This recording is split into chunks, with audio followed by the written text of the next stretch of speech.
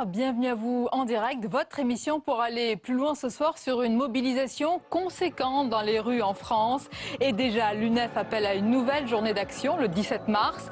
Alors assiste-t-on à une tendance de fond et à une véritable défiance de la jeunesse vis-à-vis de ce pouvoir? Le débat est à suivre. Et dans ce contexte, justement, il est épargné par les mauvais sondages du gouvernement. Emmanuel Macron trace sa route et creuse son sillon. Le ministre de l'économie intervient sur tous les sujets et pense à l'après. On en parle avec de nombreux invités à notre compagnie. Enfin, l'entretien ce soir. Mon invité est producteur, scénariste, auteur historique des Guignols. Il rit de tout, mais beaucoup de choses ne le font plus rire. Bruno Gassio parle sérieusement de politique, d'économie, de capitalisme. L'entretien tout à l'heure. Voilà pour le programme. Merci d'être en notre compagnie. Vos réactions, vos questions via notre hashtag OVPL et tout de suite les repères de l'actualité avec Paul Bouffard.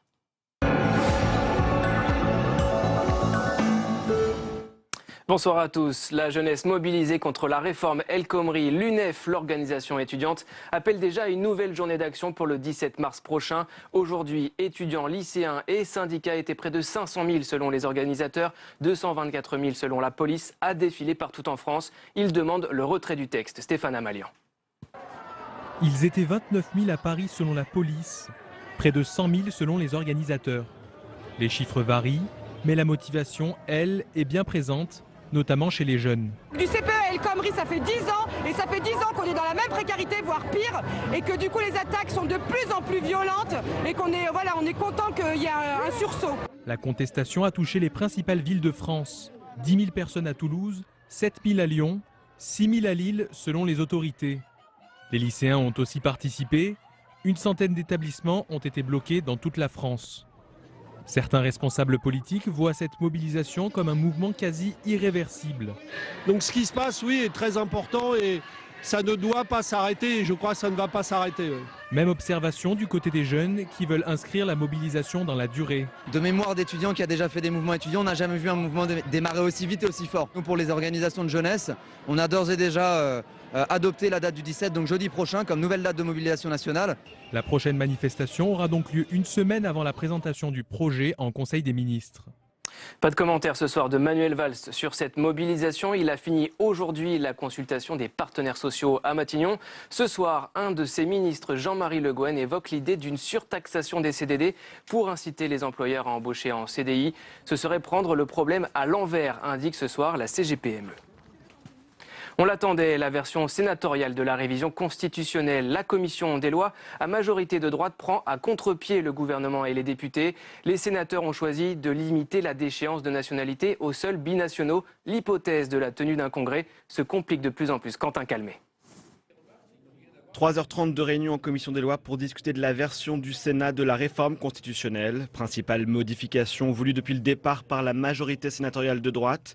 Seuls sont concernés par la déchéance de nationalité les binationaux afin de ne pas créer d'apatrides. Philippe Bas, le président de la commission des lois, a rédigé cette version du texte. La limite que nous ne pouvons pas franchir, c'est la création d'apatrides. C'est parce qu'il y a deux catégories de Français, ceux qui ont deux nationalités et ceux qui n'en ont qu'une, que nous sommes obligés, pour être justes vis-à-vis de tous, de faire la différence que nous n'inventons pas puisqu'elle existe déjà. Autre modification, les délits les plus graves ne peuvent plus être punis de cette déchéance de nationalité, contrairement à ce que souhaitait le gouvernement dans la version votée à l'Assemblée nationale. Suite du débat en séance publique à partir du 16 mars. Et cette révision constitutionnelle au Sénat, elle n'a pas seulement du mal à passer à droite, elle divise également chez les socialistes. Tous les sénateurs du groupe n'ont pas encore arrêté leur vote. Pauline Dame. Entre 15 et 30 sénateurs socialistes pourraient ne pas voter la déchéance de nationalité.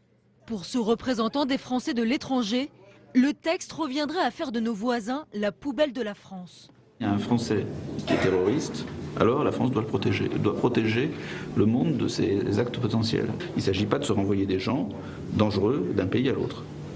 Pour d'autres, la déchéance de nationalité n'est pas un souci, mais la version de la majorité sénatoriale de droite votée ce matin en commission des lois ne leur convient pas. Ils préfèrent le texte de l'Assemblée nationale, une déchéance pour tous et non réservée aux seuls binationaux. Les 5 millions de binationaux de France perçoivent cela très négativement parce que cela n'est pas conforme au principe d'égalité tout simplement. Une position commune au groupe PS doit être arrêtée mardi prochain. Les sénateurs socialistes n'auront pas la possibilité de déposer à titre personnel des amendements lors de l'examen en séance publique. Et puis, dans la crise migratoire, la solution au problème des réfugiés de Grande-Synthe ne passe pas par un déplacement vers le nouveau camp. Déclaration de Bernard Cazeneuve. Depuis lundi, des migrants ont commencé à s'installer dans un centre d'accueil ouvert par Médecins sans frontières. On écoute le ministre de l'Intérieur. Comme le veut le droit, un camp de ce type ne peut être implanté qu'après que la commission de sécurité est passée. Et quand la commission de sécurité est passée, il convient de se conformer à ses préconisations, sauf à mettre en danger la vie de ceux qui seront sur ce camp. Le projet de loi El Khomri, on l'a vu, a fait défiler des milliers de personnes aujourd'hui. François Hollande, Manuel Valls face à la rue. On en parle avec Sonia et ses invités.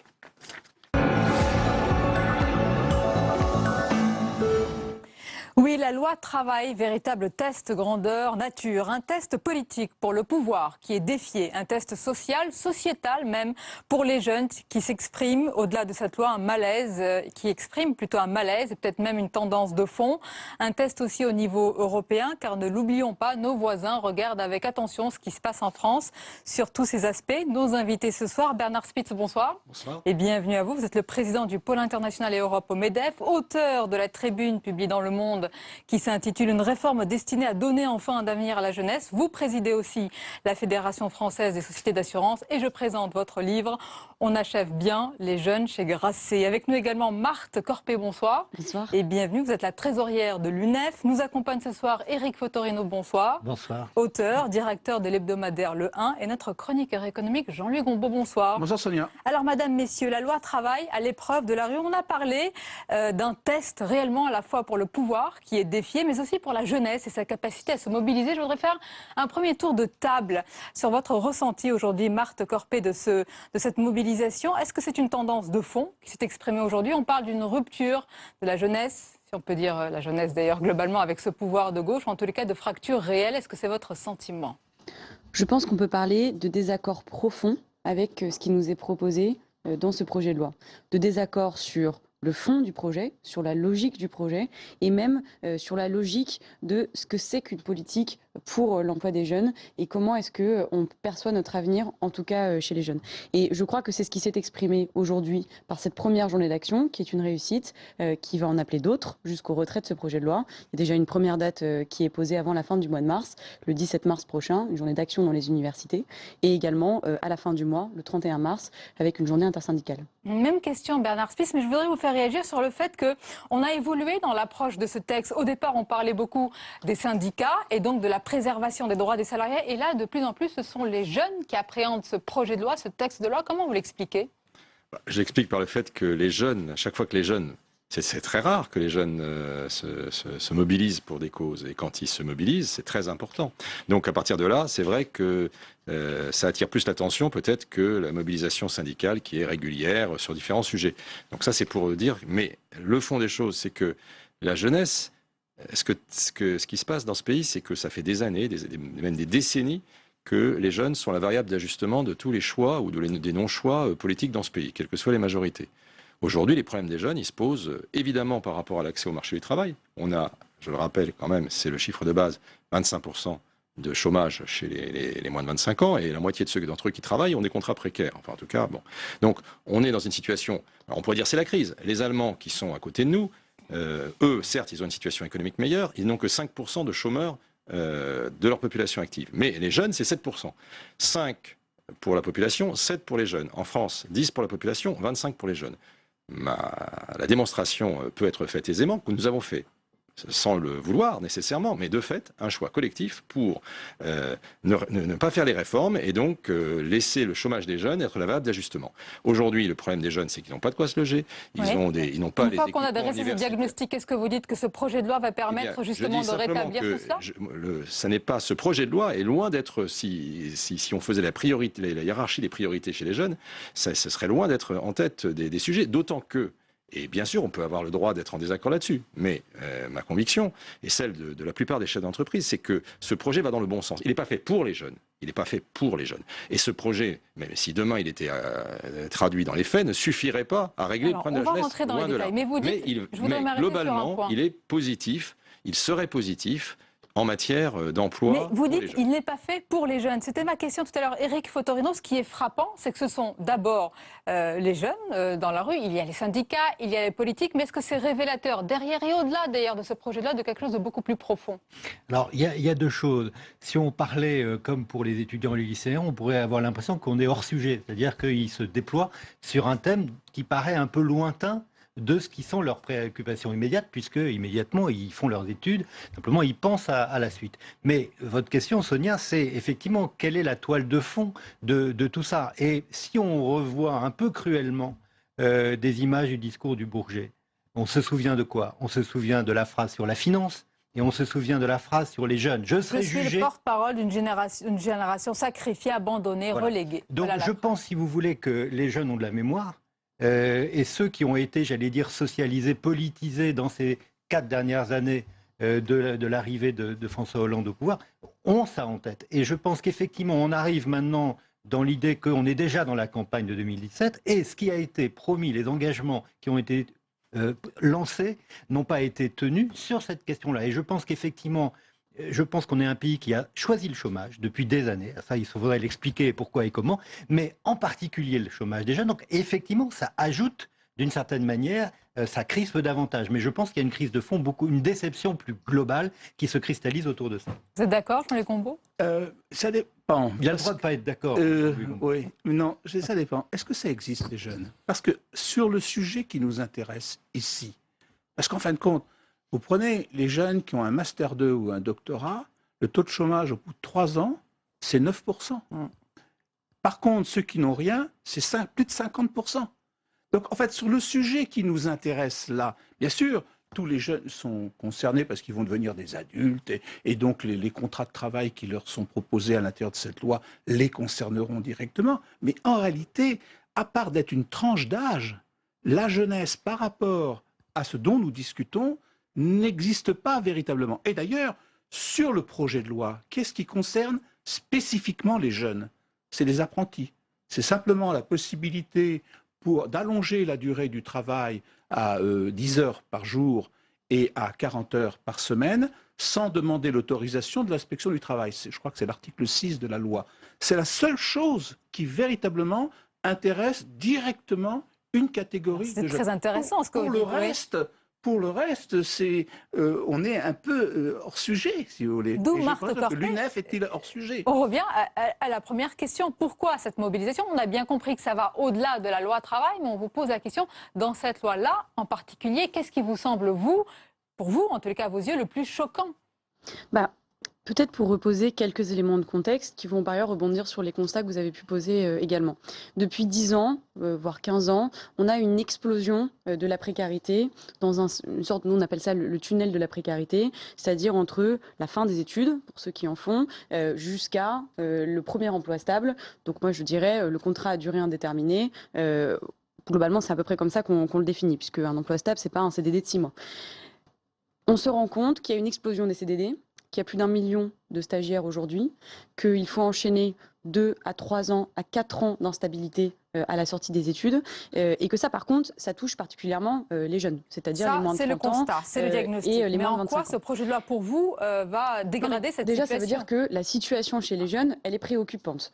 Donc ça, je pense que c'est un premier sujet. Deuxième sujet, vous l'avez dit, dans ce projet de loi, il y a un article qui, en tant que tel, touche les moins de 18 ans, les apprentis mineurs, et qui leur demande de travailler plus, même sur des heures journalières extrêmement élevées, et chose qui est relativement choquante, parce que moi, personnellement, mon projet d'avenir, mon projet de société, c'est pas d'expliquer à un mineur de 16 ans ou de 17 ans qu'il travaille 40 heures par semaine. C'était le cas quand l'inspection du travail le validait.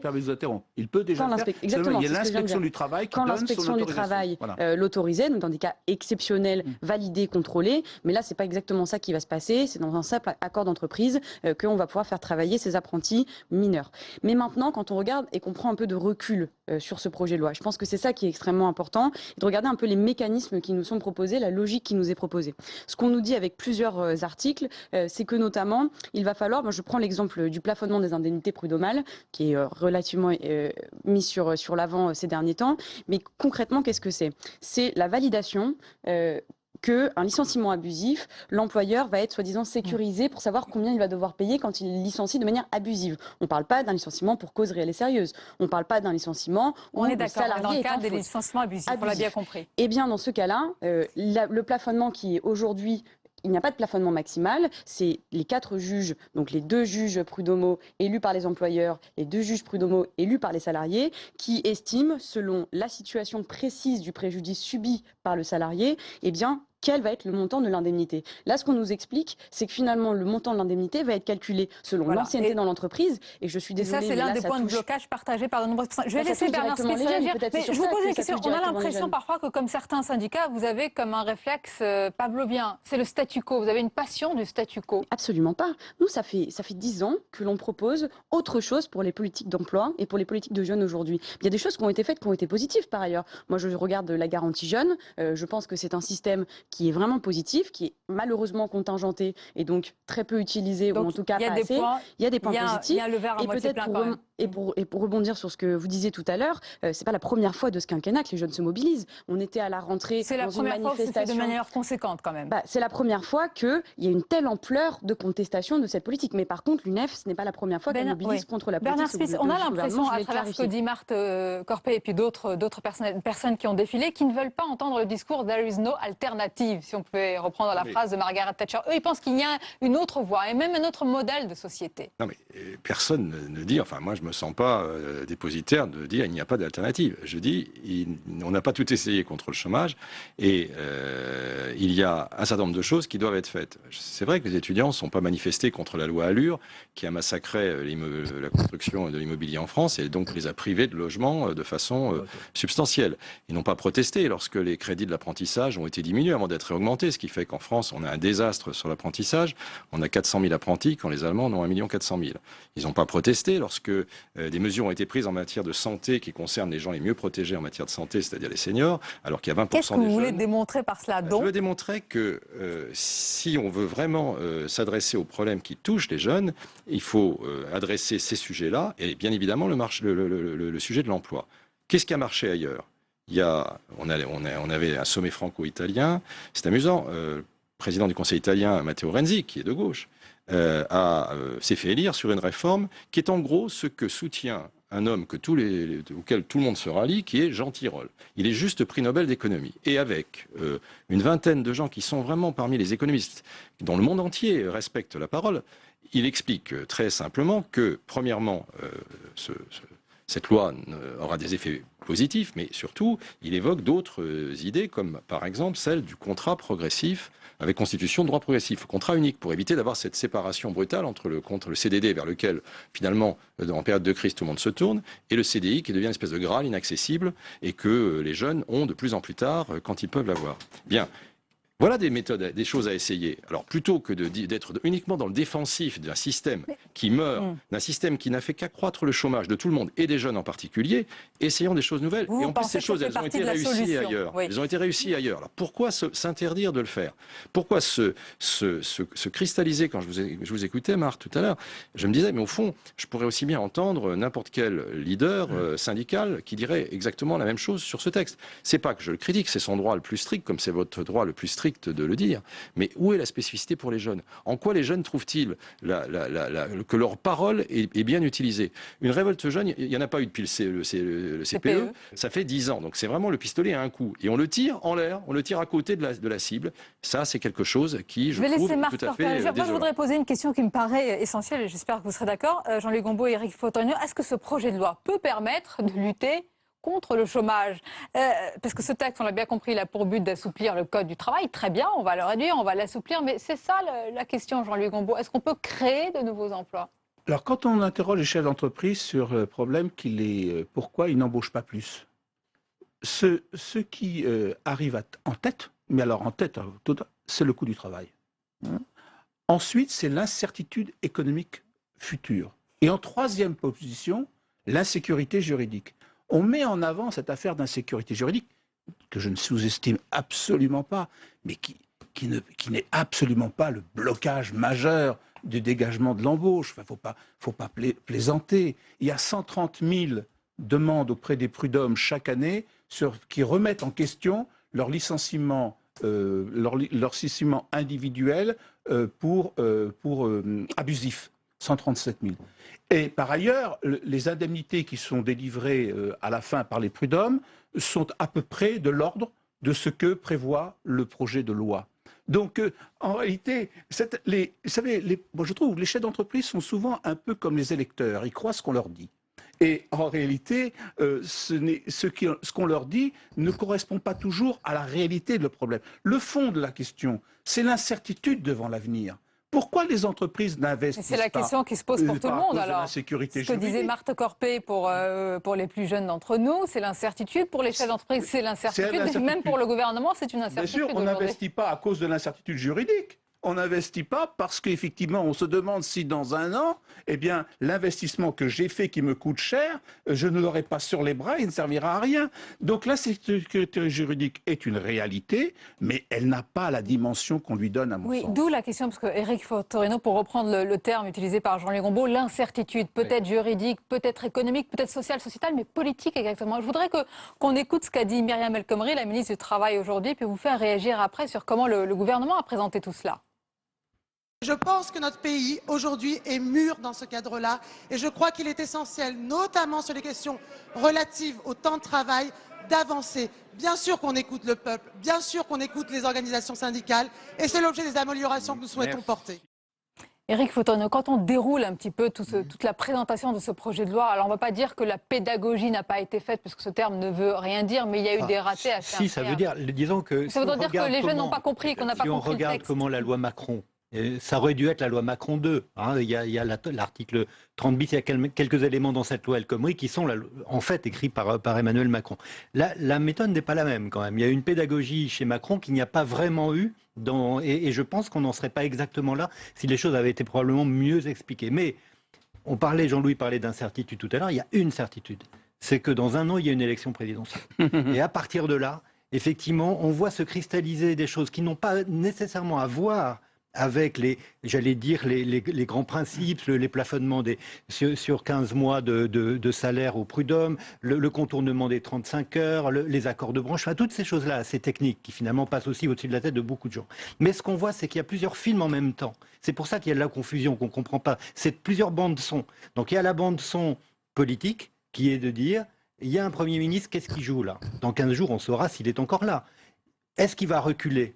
Est-ce qu'il va abandonner parce que la CFDT demande un certain nombre de choses pour signer? S'il recule, s'il s'en va, évidemment, c'est encore un autre film qui commence. Donc, c'est lui qui commence sa campagne, entre guillemets. Mais vous allez me dire, mais je fais des plans sur la comète. Non, c'est le réel d'aujourd'hui. On voit bien un Premier ministre qui, déjà, est en campagne, d'une certaine manière, ou cherche le moyen de se mettre en campagne. Vous avez un Emmanuel Macron qui a été en effet privé de loi Macron 2, puisque ce sera la loi El Khomri, mais qui lui aussi, il suffit de lire nos confrères pour voir que la fusée Macron, etc., tout ça est sur orbite, ou en tout cas voudrait être sur orbite. Donc on a l'impression qu'on a des acteurs qui cherchent un rôle, et que effectivement cette loi devient le théâtre du rôle qu'ils veulent jouer les uns et les autres. Bernard Spitz, que dit ce projet de loi de cette fin de quinquennat alors pour vous? Non, mais je voudrais enchaîner sur ce que vient de dire Eric. Effectivement, mais on peut prolonger le raisonnement parce qu'on s'aperçoit qu'au fond, l'éveil étudiant s'est produit à la suite d'un article écrit par une partie de la majorité, enfin si on peut appeler ça une partie de la majorité, dans laquelle il y avait parmi certains anciens de l'UNEF d'ailleurs, dans les signataires, et que c'est dans ce contexte qui évidemment s'inscrit dans ce que vous dites. Pour vous, ça a été un déclencheur? Je ne sais pas. Enfin, je constate quand même qu'il y avait 10 raisons pour lesquelles les étudiants auraient pu se manifester et s'indigner et se révolter depuis des années. Et c'est juste à la suite d'un article publié dans Le Monde par quelques éminences de la majorité que le mouvement se produit. On va me dire que c'est une coïncidence. Bon, moi, je sais pas. C'est la théorie de la goutte d'eau. Oui, enfin, la goutte d'eau. Alors, moi, je vais quand même dire quelque chose parce que je n'étais pas tellement d'accord avec ce que vous disiez sur les entreprises. Vous dites que le coût du travail. Oui, il y a le coût du travail. Bon.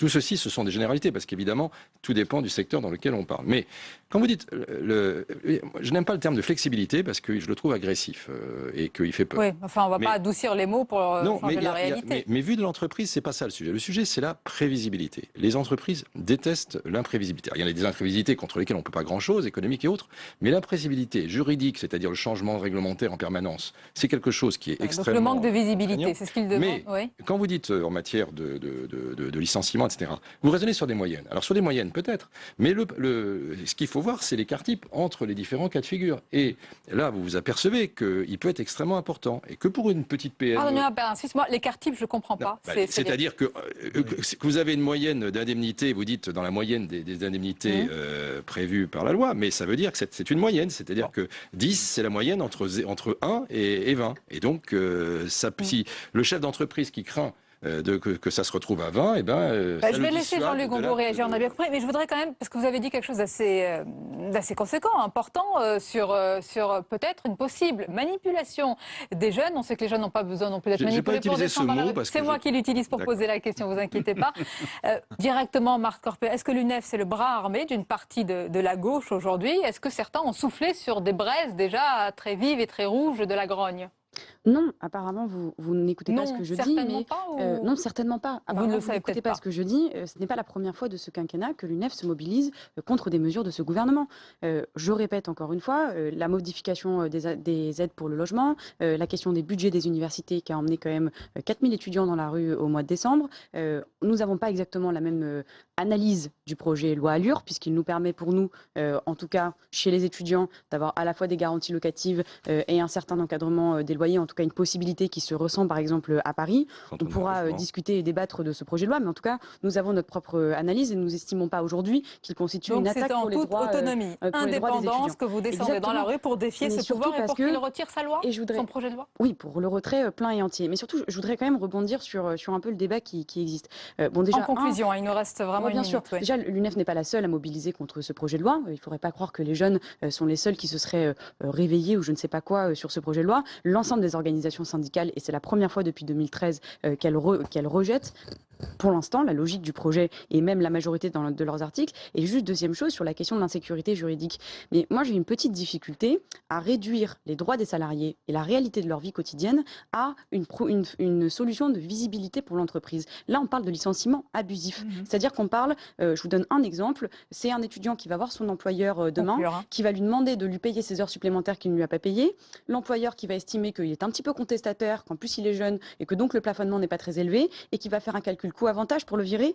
Cette chose-là, c'est absolument l'un n'exclut pas l'autre. Il peut y avoir ce que vous dites et un manque de visibilité des chefs d'entreprise qui est dénoncé depuis un certain temps. Le manque de visibilité des chefs d'entreprise ne doit pas passer au-dessus de la réalité de la vie des gens, la réalité de la vie des salariés, la réalité de la vie des jeunes. Et c'est de ça dont on parle là. Merci en tous les cas pour ce débat et cette analyse. Et je rappelle que l'UNEF appelle à une nouvelle journée d'action. Ce sera le jeudi prochain. Merci beaucoup. On aura donc l'occasion d'en reparler. Restez avec nous, car avant cette manifestation, il y a eu et il y a encore d'ailleurs la pétition contre la loi El Khomri. C'est l'édito réseaux sociaux ce soir.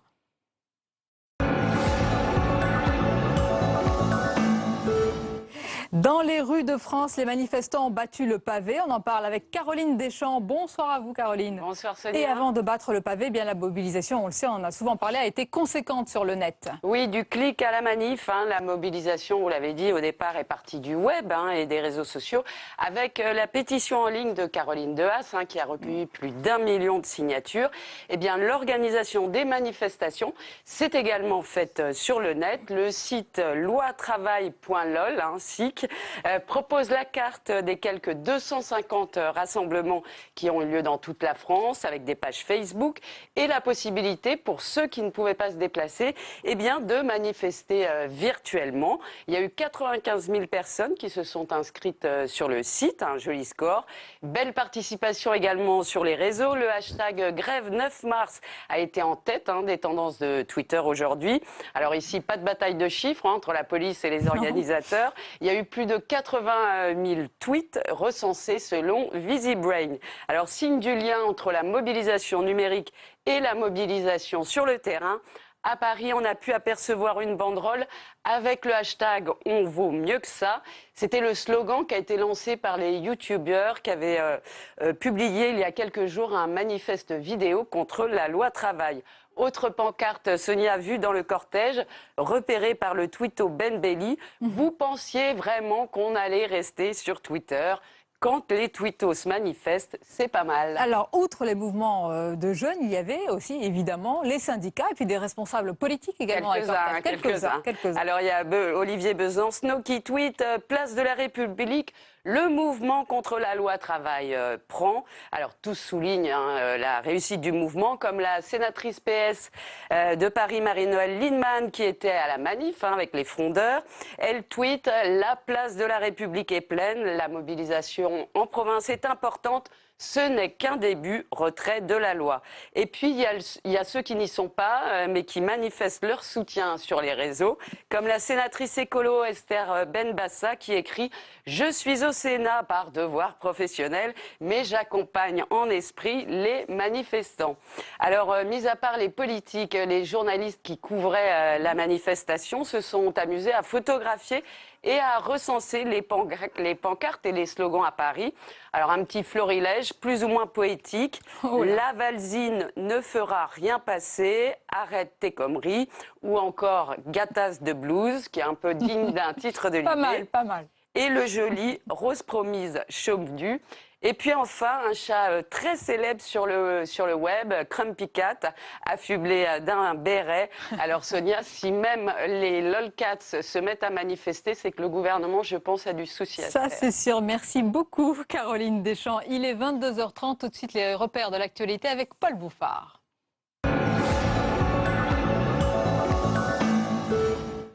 Le Sénat s'est intéressé aujourd'hui au bio. Au menu des discussions dans l'hémicycle, la proportion des aliments bio dans les cantines scolaires. L'Assemblée nationale en veut 20%, un chiffre trop strict pour les sénateurs. Nathalie Guilloire. Quand le bio s'invite dans les assiettes des sénateurs, ça grince des dents. Cet après-midi, les parlementaires ont largement débattu sur l'obligation de servir 20% d'alimentation bio dans les cantines d'ici 2020. Votée par l'Assemblée, cette proposition a été rejetée par le Sénat. L'amendement déposé dénonçait un nouveau carcan inadapté aux réalités locales. Peut-être que dans une région, dans un département, on ne sera pas à 20, on sera peut-être à 25 de bio. Puis peut-être qu'ailleurs, parce que la réalité est différente, eh bien on sera peut-être qu'à 15. Mais qu'est-ce qui compte ? C'est que les réalités territoriales puissent effectivement exister et vivre. Du côté des socialistes, c'est l'incompréhension. Je ne comprends pas. Je ne comprends pas ce qui peut aujourd'hui vous guider autre qu'une volonté de mettre un coup d'arrêt au bio. Pourquoi ne pas laisser dans le texte? Plus de 4 heures de débat, l'examen de la proposition de loi a dû être interrompu. Il appartient à la conférence des présidents de fixer une nouvelle date pour terminer l'examen du texte. Sur fond de tension sociale avec la réforme El Khomri, Nicolas Sarkozy souhaite supprimer 300 000 emplois publics. Réformer en profondeur la fonction publique, le président des Républicains veut inscrire dans la Constitution le non-remplacement d'un fonctionnaire sur 2, sauf dans le secteur de la sécurité. Les détails avec Audrey Vietaz. En montant à la tribune, Nicolas Sarkozy joue la carte de la franchise. S'il retourne à l'Élysée, il taillera lourdement dans la fonction publique. Il faut recommencer le non-remplacement d'un fonctionnaire sur 2, à l'exception des services de sécurité, compte tenu de la menace terroriste qui a explosé. L'objectif, supprimer 300 000 postes de fonctionnaires sur 5 ans. Il espère ainsi réaliser 7 milliards d'euros d'économies. Pour réduire les dépenses, les Républicains et le MEDEF ont des idées à foison.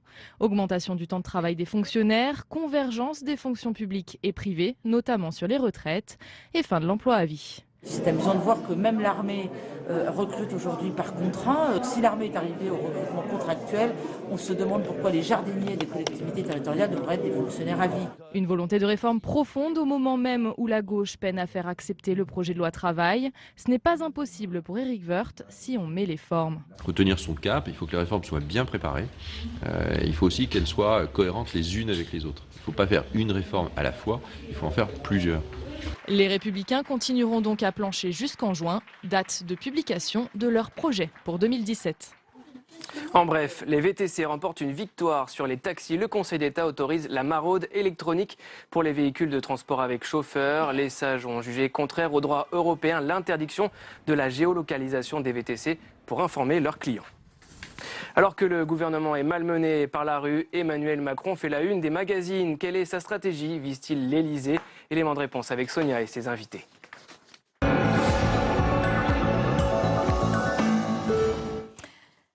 Oui, il creuse son sillon et cultive sa différence. Emmanuel Macron se joue des règles politiques. Il s'exprime désormais sur tous les sujets. Il bouscule gauche et droite à la fois.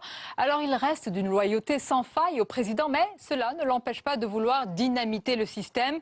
Le ministre de l'économie soigne ses réseaux et pense à l'après. Macron trace sa route, mais jusqu'où? On va en parler dans quelques instants avec nos invités. Mais d'abord, son itinéraire et son portrait par Louis Sibyl. Au dernier salon de l'agriculture, quand le président de la République ou le Premier ministre se font chahuter, lui est pris en photo. Emmanuel Macron cultive sa popularité, une constante depuis qu'il est arrivé à Bercy il y a 1 an et demi. Il porte alors la loi sur la croissance en s'attaquant aux professions réglementées ou encore au travail du dimanche. Une loi de taille qui divise la gauche quand on lui tente de rassembler et de séduire. Je veux là quand même rentrer dans le détail. Parce que je sais que vous êtes sensible à la fabrique du droit. J'ai aussi beaucoup appris depuis 10 jours. Trop libéral pour la majorité, la loi passera seulement grâce au 49.3. Mais le ministre continue de remettre en cause tous les totems de la gauche, comme le statut des fonctionnaires ou les 35 heures, quitte à agacer les ténors du parti. Macron, comment vous dire, ras-le-bol. Être un ministre de gauche dans un costume de droite, c'est tout le paradoxe assumé d'Emmanuel Macron. Banquier puis conseiller de François Hollande et ministre à 36 ans, il connaît une ascension fulgurante. Certains le voient déjà candidat à l'Elysée, bien que cet ancien énarque n'ait encore jamais disputé d'élection.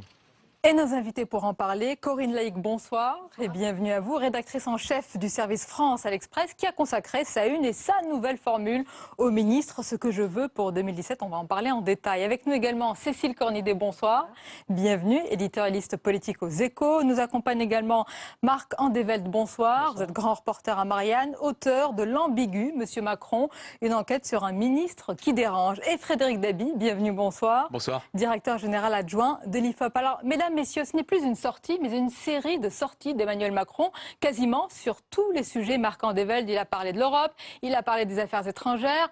Est-ce qu'il y a eu un déclic pour qu'il s'autorise à s'exprimer sur tous les sujets qui ne sont pas forcément non pas de sa compétence, mais dans son domaine, en tous les cas, de compétence? Quand je l'ai interrogé l'été dernier, il me disait il faut se donner un temps en politique, pas plus de 10 ans, pas plus de 10-15 ans. Donc c'est quand même un chronomètre extrêmement court, notamment dans le cadre de la Ve République.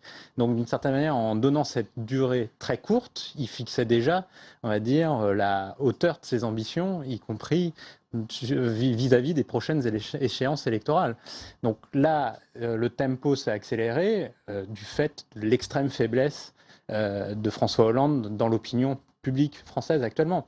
Et donc les appétits des possibles, éventuelles alternatives dans le jeu politico-médiatique se sont développées, que ça soit du côté de Macron ou, on va dire, de son concurrent sur le même créneau, c'est-à-dire Manuel Valls.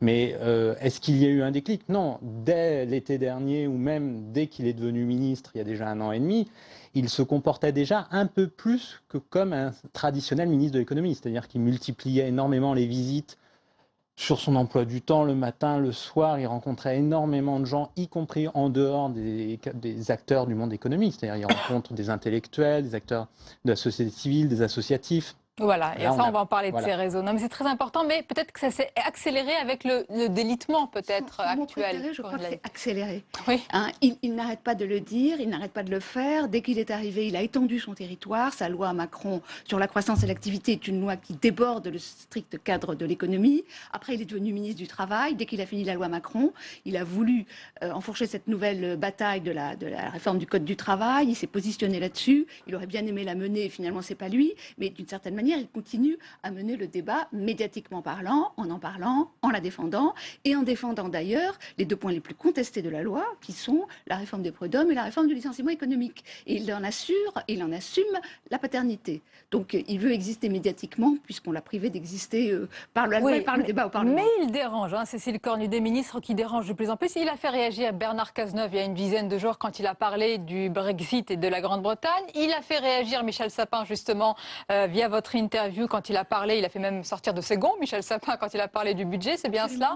Oui. Stéphane Le Foll. Et Stéphane Le Foll, la liste est Laurent longue. Fabius, Pierre Moscovici. J'ai l'impression qu'il y a une mobilisation depuis très peu de temps des Hollandais, du cercle rapproché de François Hollande, comme pour dire maintenant stop, la ligne jaune est franchie, parce que effectivement, il passe à l'acte maintenant. S'il crée un mouvement, s'il active ses réseaux, c'est qu'il a décidé de passer à l'acte. Et donc, d'une certaine façon, il juge probable que François Hollande ne sera pas en mesure d'aller à la bataille pour 2017. Sinon, il ne passerait pas à l'acte avec tellement de fougue. Donc, je pense que c'est ce message-là implicite au moment où le gouvernement bataille sur une loi difficile qui passe assez mal. Et quelle est sa meilleure arme, son meilleur bouclier, Frédéric Dabi, Emmanuel Macron? C'est sa popularité? Justement, encore non. et toujours? Justement, non. Moi, je suis quand même assez frappé par le décalage entre l'engouement, je ne parle pas de folie, mais d'engouement médiatique depuis quelques semaines, voire quelques mois, sur M. Macron, et le fait que il est populaire. Dans le dernier baromètre fiducial pour Paris Match, il a une petite majorité de bonnes opinions. Il a quand même 43% de mauvaises opinions, alors qu'il vient de rentrer dans le champ politique. Et 51%, ça ne le place pas comme le ministre le plus apprécié. Ça reste depuis des mois et des mois Bernard Cazeneuve et jusqu'à sa dernière chute, Manuel Valls. Et le fait qu'il a une popularité complètement inversée, c'est-à-dire qu'il est minoritaire à gauche. Il n'a que 40% des bonnes opinions à gauche. Il est à peine majoritaire chez les sympathisants socialistes. Le segment où il est le plus haut pour un ministre socialiste ou qui appartient au gouvernement de François Hollande et Manuel Valls, c'est les sympathisants des Républicains. 71% de bonnes opinions. Donc on a quand même un problème. Le problème, c'est une bulle médiatique. Je ne vais pas juger comme ça, mais c'est vrai qu'on a vu des temps où il y a eu d'un côté un engouement médiatique très fort, mais qui faisait écho à une vraie popularité et un vrai écho, une vraie espérance de changer les pratiques politiques. On l'a vu pour Ségolène Royal entre sa victoire aux élections régionales de 2004 et la campagne présidentielle. On l'a vu pour le Nicolas Sarkozy qui faisait de l'intérieur, du ministère de l'Intérieur, turnubuler le système. On l'a vu pour Manuel Valls à Beauvau. Objectivement, quand on travaille sur une image qualitative de M. Macron, d'Emmanuel Macron, il n'y a pas d'acte lourd, il y a sa loi, mais on arrive mal à mettre des choses derrière. On a une sorte quand même de sympathie du côté des Français de vouloir changer le système, son parler vrai, l'anti-langue de bois, sa jeunesse, le fait qu'il ne soit pas du sérail. Mais est-ce que par le passé, on n'a pas vu dans le milieu médiatique des tentatives de monter en épingle ou de placer au pinacle des Jean-Jacques Schreiber, je remonte à assez longtemps, et c'est pas mal de le dire par rapport à l'Express, des Bernard Tapie, il y a maintenant 20 ans. Michel Delbarre. Tout à fait. Michel Delbarre, tout à fait. Voilà, Léotard. Enfin, je trouve que des Michel Noir. Donc, je trouve qu'il est peut-être vraiment très tôt pour dire, c'est pour très parler intéressant de parce présidentiel. que votre discours, on l'entend très peu en ce moment dans les médias. Je pense qu'il est aussi le révélateur d'un besoin de nouveauté et de fraîcheur dont nous avons tous besoin. Les journalistes se sont peut-être ennuyés dans cette présidence Hollande. Confessez-vous. Mais c'est vrai que son bilan sur le fond est extrêmement modeste et qu'il est plus un porte-parole de cette modernité, plus un diseur qu'un faiseur.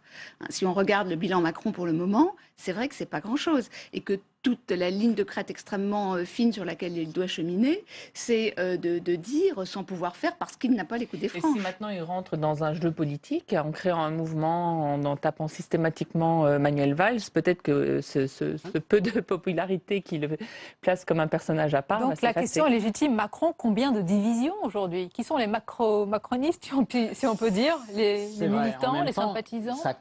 La carte qu'il peut jouer, c'est le fait qu'il est hors des structures partisanes traditionnelles. Oui. Et s'il a une popularité ou une certaine popularité, c'est de cette extériorité au système politique traditionnel, même s'il en fait d'une certaine manière partie par son parcours. Il a fait les mêmes grandes écoles qu'une bonne partie des élus de la République. Oui, sans se confronter aux urnes. Et tout à fait. Comme d'autres, Valls qui a le cuir tanné sur ce... Voilà, il y a un parcours assez... Oui. Si il y a une certaine fraîcheur qui est reconnue à Emmanuel Macron chez une partie des Français, c'est justement qu'il sort des structures partisanes. Et donc, comme les partis sont quand même considérés comme à bout de souffle par une bonne partie des Français, c'est ça la carte qu'il peut jouer. C'est vrai que s'il met un doigt un peu plus profondément dans le système politique, il peut perdre cet avantage par rapport à d'autres personnalités politiques, et notamment, par exemple, à Manuel Valls, qui est plutôt en train de jouer la carte, justement, du Parti Donc socialiste. c'est un chemin de crête, c'est très intéressant. En même temps, oui. il est en train d'essayer de se tisser un réseau chez les élus, par exemple. Hein. Il est allé draguer certains déçus du hollandisme, comme Cuvillier, comme Kader Arif, c'est ce qu'on raconte d'ailleurs dans l'Express cette semaine aussi, et des élus qui ne sont pas forcément des élus de premier plan, mais qu'il séduit et qu'il se rallie à lui. Donc on voit bien qu'il essaye, il essaye de compenser ses manques.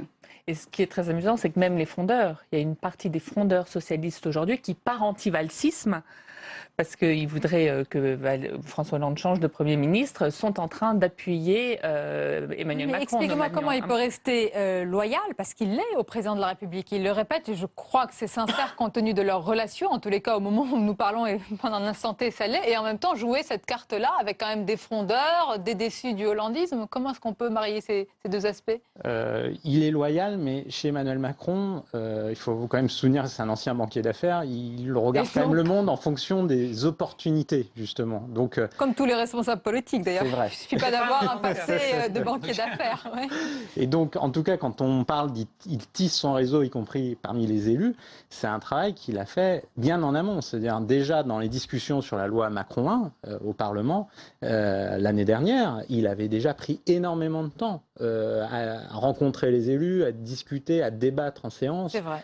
Et c'est à ce moment-là que la plupart des élus, droite, gauche, confondus, et au sein du Parti socialiste... Ils étaient épatés par sa capacité de conviction. D'ailleurs, les responsables, on va dire, de la gauche du Parti socialiste, moi, quand je les ai interrogés, quand j'ai enquêté, ils étaient bien embêtés parce que sa vraie qualité, de trouver c'est qu'il est ni des politique, points de... ni économiste, ni intellectuel, ni banquier d'affaires. C'est un négociateur. Et il s'est négocié aussi bien avec les hommes qu'avec les idées. Et c'est ça qui fait sa force. C'est-à-dire, il arrive, c'est un charmeur, oui, un séducteur, et il faut ces qualités-là pour être un bon négociateur, et il arrive en permanence à négocier. Et c'est comme ça qu'il arrive, pour le moment, à se frayer un chemin, en disant, c'est ce qu'il dit cette semaine, l'interview qu'il donne à l'Express, quand on décode entre les lignes, il dit des choses qui sont très désagréables, et pour le Premier ministre, et pour le Président de la République. Et l'interview a été relue et par l'un et par l'autre.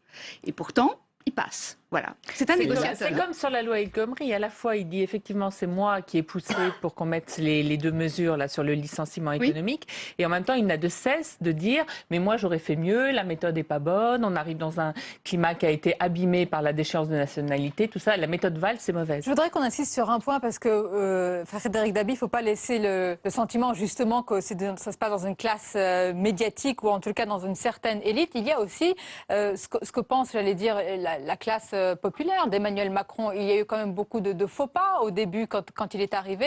Et est-ce qu'on lui reproche encore justement certains propos et puis des dérapages qu'il a d'ailleurs lui-même assumé? Tout à fait. Ce qui est, et ça c'est vrai que c'est nouveau et tout à fait rafraîchissant, il a tout de suite assumé sa gaffe sur l'illettrisme de Gade. Mais c'est vrai que symboliquement, il a une structure de popularité de droite. Il est plus fort chez les retraités et les catégories sociales supérieures. Le segment de population où il a le plus de mauvaises opinions, ce n'est pas à droite, c'est chez les ouvriers. Il y a quand même cette structure extrêmement paradoxale qu'on avait quasiment jamais vue. Manuel Valls, il séduit à droite. C'est moins vrai maintenant, mais garde quand même une forte popularité, ou gardait jusqu'à cette dernière semaine une popularité très forte à gauche et dans les segments traditionnels du vote de gauche et du vote socialiste. Ce n'est pas le cas de M. Macron, d'Emmanuel Macron. Et là où il y a peut-être un problème, un vrai décalage, est-ce que, quand je regarde votre titre de ce débat, Sonia, naissance d'un présidentiable, aujourd'hui, mais ça peut peut-être changer. Il y a vraiment un gros point d'interrogation. Il ne coche aucune case du parcours traditionnel d'un présidentiable.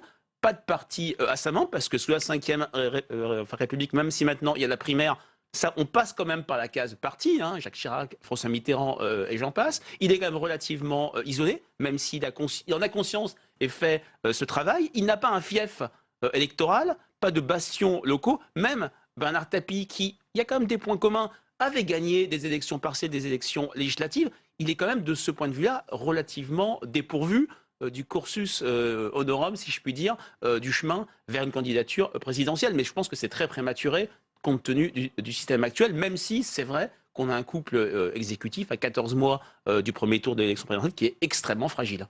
Alors, il dit, ce cursus honorum, il dit le refuser. Il ne veut pas franchir, donc il veut innover et il veut être le premier à prouver qu'on peut peut-être y arriver, alors que d'autres n'y sont pas arrivés par des moyens différents. On a beaucoup reproché à certains, notamment à Dominique de Villepin, on lui a beaucoup reproché de ne pas être passé par les urnes. On a longtemps considéré que c'était plutôt une anomalie, un inconvénient dans son parcours. Est-ce que lui pourra transformer cela? C'est une vraie question. Et l'une de ses difficultés, c'est d'apparaître responsable et co-responsable du bilan du quinquennat. Et donc, d'une certaine manière, dans l'interview qu'il donne à l'Express, mais il en avait donné une au Monde début janvier, il a, par petites touches, voire plus ou moins petite d'ailleurs, il a déjà commencé le droit d'inventaire. Ça, c'est quand même assez fort. En tant que ministre de l'économie, il a commencé quand même le droit d'inventaire du bilan de François Hollande et de Manuel Valls. Sur la réorientation de l'Europe, parce que les propos les plus sévères qu'il tient dans l'interview à l'Express, c'est sur l'Europe, où il dresse un bilan tragique de ce que Hollande a fait, ou plus exactement n'a pas fait, alors qu'en 2012, il a essayé de nous faire croire qu'Hollande avait réorienté l'Europe vers plus de solidarité et plus de redistribution financière, alors ce qui n'était évidemment pas le cas. Et maintenant, il le reconnaît. On a envie de comprendre quelles sont les relations et le jeu dans ce trio Cécile Cornudet, François Hollande, Manuel Valls, Emmanuel Macron. On a compris qu'entre le Premier ministre et le ministre de l'économie, c'est pas du tout une construction journalistique, il y a une vraie rivalité et un conflit larvé, mais là qui devient une guerre ouverte. Ne serait-ce que parce qu'ils sont sur les mêmes créneaux. Et qui se disputent peut-être la carte du renouveau. Et avec François Hollande, quelles sont vraiment ces relations? Parce qu'on parle vraiment de relations presque affectueuses, au Oui, final. presque Est-ce que c'est le cas? En tout cas, lui, il dit toujours, c'est lui qui m'a fait. Donc, j'irai pas contre lui. En même temps, c'est vrai qu'il a des propos en creux, de plus en plus sévères, sur François Hollande. Quand vous lui posez des questions sur le quinquennat, il vous dit... C'est le tempérament de François Hollande, vous connaissez le tempérament de François Hollande. Bon, il y a une sorte de désespérance un peu qui, et je pense, c'est ce que je vous disais tout à l'heure, je pense que ça commence un peu à agacer à l'Élysée. Mais alors quand vous nous dites, oui, Corinne Laïc, vous l'avez interviewé, qui soigne ses réseaux, qui cultive sa différence, vous nous l'avez dit, Marc Andéval, il voit beaucoup d'élus, il voit, j'imagine, des gens qui, non pas des mécènes, on ne peut pas employer ce mot-là, mais peut-être des hommes ou des femmes d'influence qui pourront un jour... le financer. Le financer, oui, c'est le mot, voilà. Est-ce qu'il le fait? Est-ce qu'il a des gens costauds derrière lui, justement, qui parient sur lui? Il y a plein de gens qui sont prêts à sauter dans le wagon le jour où la locomotive démarrera. Ça, c'est clair. Dans Paris, on en voit tous plein. Ils sont tous prêts à ça. Ils attendent, ils piaffent d'impatience. Lui, quand on lui pose la question, on lui a posé la question, il fait une réponse parfaitement langue de bois en disant « je ne réponds pas aux rumeurs ». Voilà. Donc, nous en sommes là. D'autant que l'offre à droite, je pense qu'il fait ce calcul-là aussi, n'est pas très satisfaisante. On ne sent pas un enthousiasme. Alors certes, Alain Juppé est en tête, mais on ne sent pas un enthousiasme fou, une électricité dans le pays. Donc, il fait le calcul qui pourrait aller sur cette oui, sur les relations qu'il a avec François Hollande sont en fait complexes depuis le départ. Son insatisfaction qu'il a à l'égard de, on va dire, de la synthèse hollandienne, il l'avait déjà quand il était secrétaire général adjoint de l'Élysée. Généralement, il confiait, on va dire, son insatisfaction à titre privé. Il en est parti d'ailleurs. Il en est parti, et il en est parti d'une manière relativement indépendante. Voilà. Et donc, la relation est peut-être filiale, en tout cas du côté de François Hollande. On l'a présenté comme le chouchou du président de la République.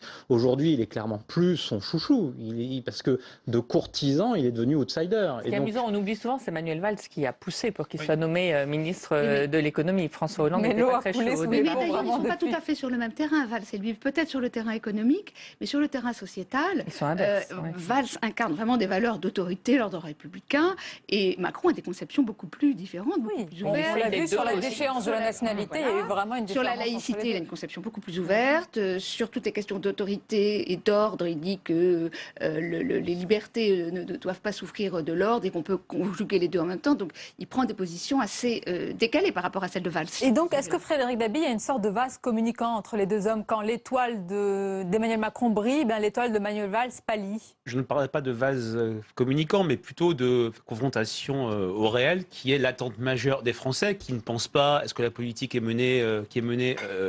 assez à gauche, est-ce qu'elle est social-libérale, mais est-ce qu'il y a des résultats? Et de ce point de vue-là, du point de vue de la politique économique, le compte n'y est pas. Ça touche très très fortement François Hollande, ça touche maintenant de plus en plus Manuel Valls, qui, on l'avait dit ici il y a quelques semaines, n'arrive plus à s'exonérer ou à, je dirais, du fait de son équation personnelle, du fait de sa capacité à incarner la réforme, à essayer de ne pas être trop comptable du bilan du quinquennat, ça va finir par toucher, parce qu'il est quand même ministre de l'économie. La principale préoccupation des Français, outre la sécurité, c'est l'économie, l'emploi, ça va toucher Emmanuel Macron. Donc pas un phénomène de vase communicant. Ce qui est vrai, c'est que dès qu'il est arrivé à Matignon, Manuel Valls avait vraiment deux grands atouts, son équation personnelle et la cohérence de ses valeurs, l'ordre républicain, et il avait sa capacité à incarner, préempter la réforme et le mouvement après 2 ans d'immobilisme sous Jean-Marc Ayrault. C'est avec ce côté-là, cette dimension-là, il a perdu sans doute au profit d'Emmanuel Macron, même s'il n'y a pas d'acte lourd du côté de M. Macron, il n'y a pas, je dirais, de réforme qui pourrait fertiliser une preuve qu'il pourrait changer les choses. C'est là où il est vraiment attendu et c'est le défi qu'il doit relever. Bien sûr, à l'épreuve des faits et de la réalité. En guise de conclusion, je vais vous poser la même question et vous laisser répondre. Marc Andévelde, est-ce que selon vous, Emmanuel Macron, c'est une étoile filante de la politique, c'est possible, on en a cité plusieurs, ou est-ce que pour vous, c'est un désir d'avenir, si je puis dire, ou un pari d'avenir? Désir d'avenir, c'est pas mal. Compte tenu de votre expérience, de ce que vous avez vu de lui Désir d'avenir, c'est pas mal au regard de la propre expérience de Ségolène Royal par rapport au Parti socialiste. On peut effectivement imaginer que ça reste une bulle médiatique qui pourrait peut-être d'ailleurs exploser plus rapidement que prévu. Mais j'ai envie de dire, Emmanuel Macron, par rapport au désir que vous évoquez, c'est peut-être maintenant ou jamais. Et au regard notamment de la structure politique de la Ve République, s'il veut faire une sorte de hold-up sur la Ve, on va dire, c'est dans les prochains mois que tout va jouer pour lui, en fait, de mon point de vue. Corinne Laïc, même question. Oui, je pense qu'il est pressé. Et pour lui, le temps, c'est peut-être en ça que c'est un banquier, le temps a beaucoup de valeur. Et il sait que le temps est compté. Quand on lui pose la question, vous serez où dans 10 ans, il dit, je ne sais pas. Et je pense qu'il est sincère. On sait où il voudrait être dans 1 an et demi et personne ne peut savoir s'il y sera. Et en même temps, il est tellement pressé que je pense qu'il peut faire des erreurs. Et le fait qu'il parte maintenant, en ce moment, au moment où le gouvernement est fragilisé, où on aurait Valls et Macron ensemble sur cette réforme El Khomri, vraiment ensemble, il serait beaucoup plus fort pour la défendre. Donc il joue aussi un peu contre son camp parce qu'il est pressé et ça peut se voir. La conclusion, Frédéric Davy? Oui, c'est vrai qu'il aura du mal, Emmanuel Macron, à incarner une sorte de singularité, de se protéger si cette loi El Khomri, qui est peut-être la dernière chance du quinquennat, de prouver que ce quinquennat a été un quinquennat utile, un quinquennat de réforme, il aura du mal à s'exonérer d'un échec, d'un retrait, ce qui pourra vraiment fragiliser la suite de son parcours. On ne sait pas alors où il sera dans 10 ans, mais on sait où est-ce qu'il est en ce moment. Il est à la une de l'Express, Corinne Laïc. Voici Macron, ce que je veux pour 2017, une interview exclusive. Il y avait également la semaine dernière, je le précise, l'Obs, la fusée Macron, son plan secret pour 2017 et votre livre, une enquête passionnante, vraiment, l'ambigu, Monsieur Macron. Merci beaucoup, merci à vous tous. C'est l'heure à présent de la parenthèse de cette émission avec le micro trop tard d'Alex Darmon, qui est allé dans les cortèges aujourd'hui. Regardez. Il est l'heure du micro trop tard, ce public s'énerve, faites du bruit! J'adore manifester, c'est génial.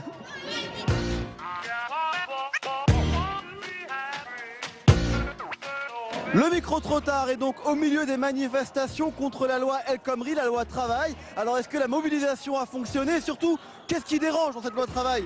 Je sens que le gouvernement est sur la corde raide. Ah oui, j'aime l'humour, c'est comme ça. Bah dis donc, tu viens plus aux soirées là? Non. Qu'est-ce qui vous dérange dans la loi travail? Plein de choses. Par contre, tu viens en manif? Oui, on vient. Mais pourquoi? C'est contre la loi du travail. Qu'est-ce qui vous dérange dans cette loi du travail? Ça donne plus d'avantages aux patrons, etc. Il y a évidemment Et oui, et la précarisation des jeunes et tout. Les indemnités prud'homales et le barème qui autorisent en fait des licenciements qui sont illégaux. Sur les heures supplémentaires, on va travailler gratuitement. C'est pas du tout. Enfin, c'est pour moins payé, c'est pas gratuitement. Oui, mais c'est un peu pareil. En final, on est quand même exploité. Travailler plus pour gagner plus, ça va. Non, écoutez, moi, c'est pas mon but dans la vie. Ça vous laisse rêveur un peu de cette jeunesse qui manifeste. C'est les belles années quand on manifestait comme ça. Non, ça me laisse pas rêveur. Au contraire, ça me donne beaucoup de baume au cœur. Qu'est-ce qui vous dérange dans cette loi principalement?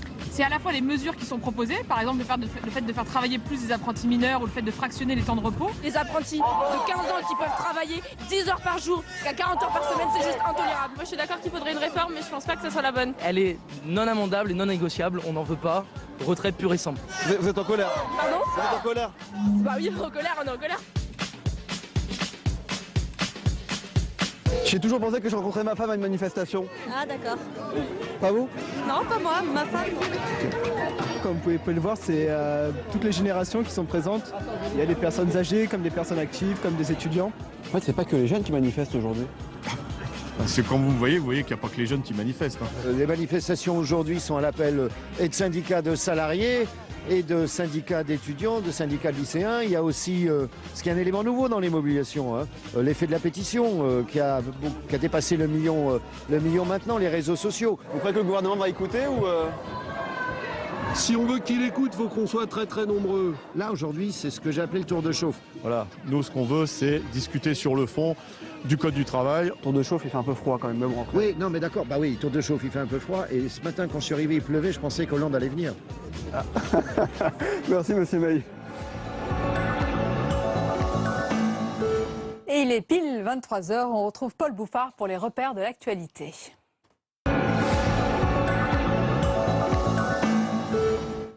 Face à la mobilisation contre la réforme El Khomri, pas de commentaires ce soir de Manuel Valls. Seulement, cette information révélée par Jean-Marie Le Guen, ministre des Relations avec le Parlement. Une piste est évoquée dans les négociations, surtaxer les CDD pour inciter les employeurs à embaucher en CDI. La CGPME prévient ce soir que cette mesure serait comme prendre le problème à l'envers. Dans la rue, ils étaient 224 000 personnes selon la police, près de 500 000 selon les organisateurs. Première grande journée de mobilisation contre la réforme donc El Khomri. Étudiants, lycéens et syndicats ont défilé en nombre partout en France pour demander le retrait du texte. L'UNEF, l'organisation étudiante, appelle déjà à une nouvelle journée d'action le 17 mars prochain. Stéphane Amalian. Ils étaient 29 000 à Paris selon la police, près de 100 000 selon les organisateurs. Les chiffres varient, mais la motivation, elle, est bien présente, notamment chez les jeunes. Du CPE El Khomri, ça fait 10 ans, et ça fait 10 ans qu'on est dans la même précarité, voire pire, et que du coup les attaques sont de plus en plus violentes, et qu'on est, voilà, on est content qu'il y ait un sursaut. La contestation a touché les principales villes de France. 10 000 personnes à Toulouse, 7 000 à Lyon, 6 000 à Lille selon les autorités. Les lycéens ont aussi participé. Une centaine d'établissements ont été bloqués dans toute la France. Certains responsables politiques voient cette mobilisation comme un mouvement quasi irréversible. Donc ce qui se passe, oui, est très important et ça ne doit pas s'arrêter et je crois que ça ne va pas s'arrêter. Oui.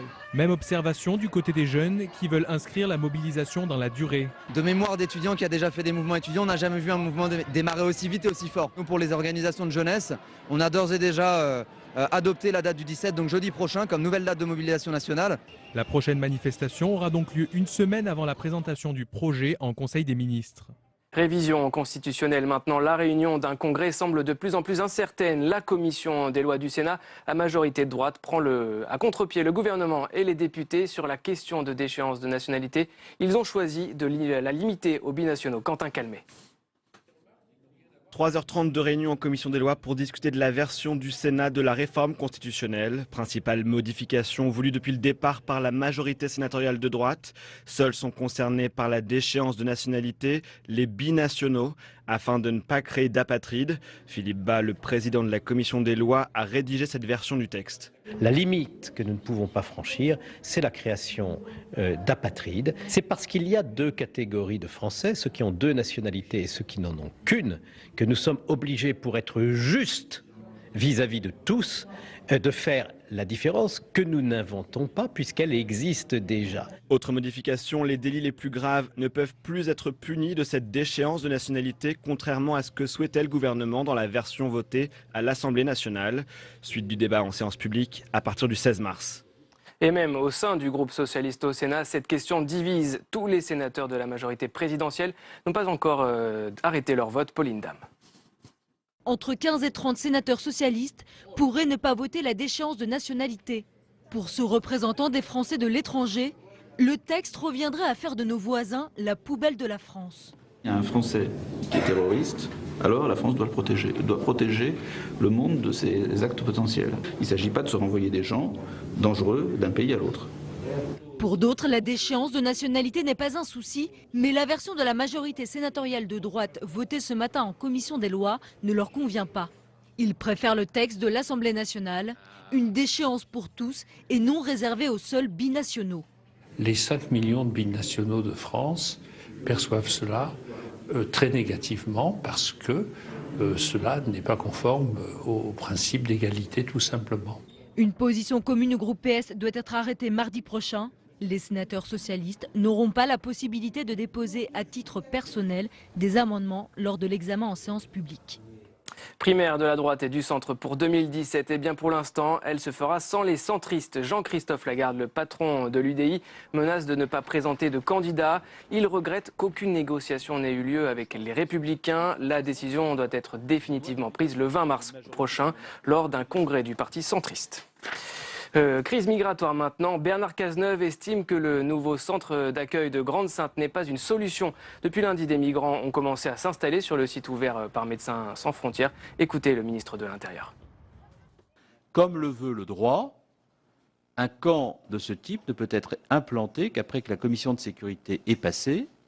Et quand la commission de sécurité est passée, il convient de se conformer à ses préconisations, sauf à mettre en danger la vie de ceux qui seront sur ce camp. Et toujours sur la question des migrants, les eurodéputés accusent les dirigeants européens d'avoir cédé au chantage d'Ankara. Ils ont fustigé l'accord entre l'UE et la Turquie. Ankara s'est engagé à reprendre les migrants arrivés clandestinement en Grèce, à condition que l'Union accepte des demandeurs d'asile syriens en échange. Et puis, le Conseil d'État autorise la géolocalisation des VTC pour renseigner leurs clients. Une victoire pour les véhicules de tourisme avec chauffeur. La maraude électronique n'est plus seulement réservée aux taxis. Et tout de suite, on passe à la revue de presse.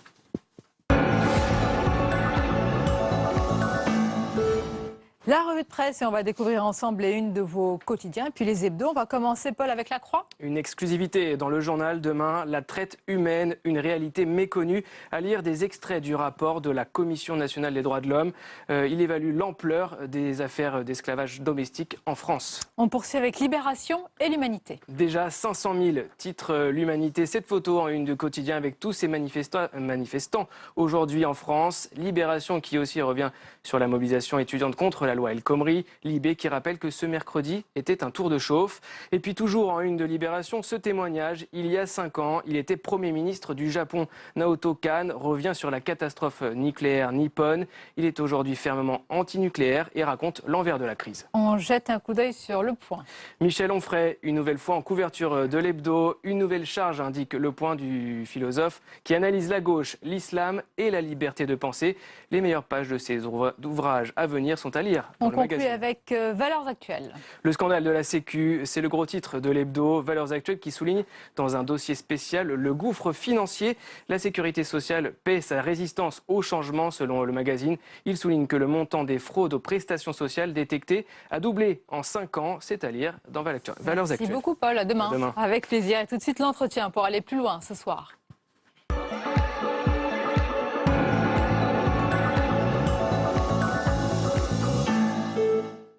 Mon invité ce soir est producteur, scénariste, auteur historique des Guignols sur Canal+. Il a par ailleurs participé à la création du collectif Roosevelt et donc du mouvement Nouvelle Donne.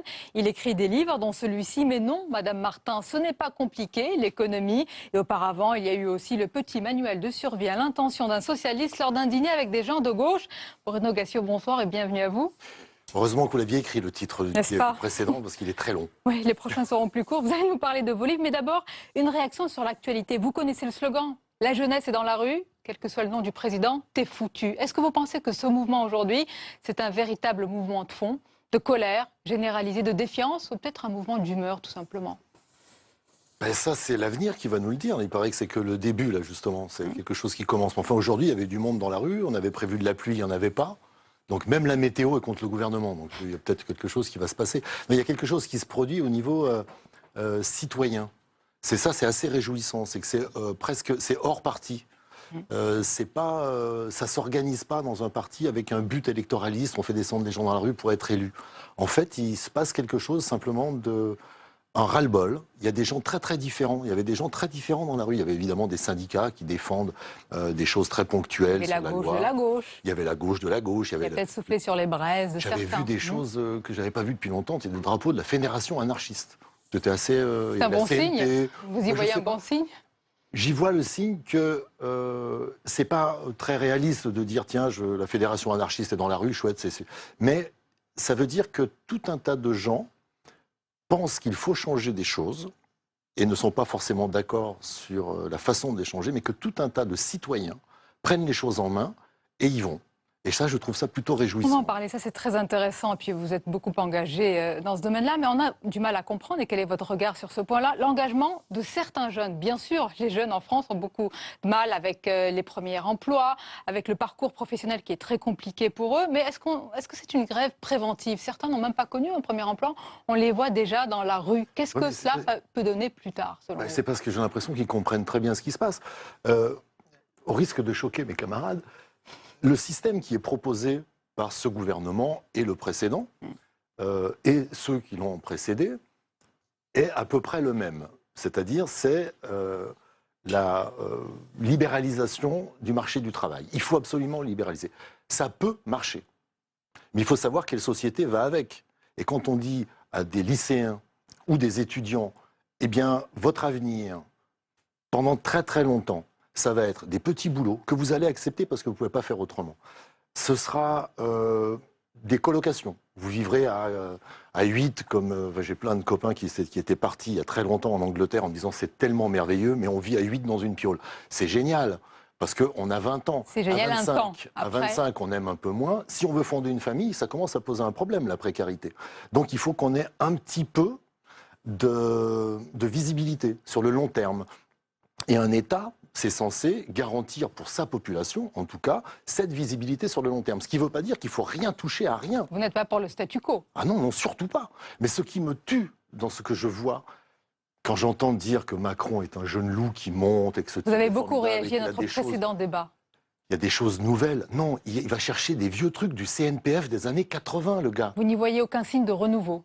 Mais surtout, c'est un manque d'imagination terrible. On dit, on va vous proposer une société, et cette société, c'est la précarité généralisée.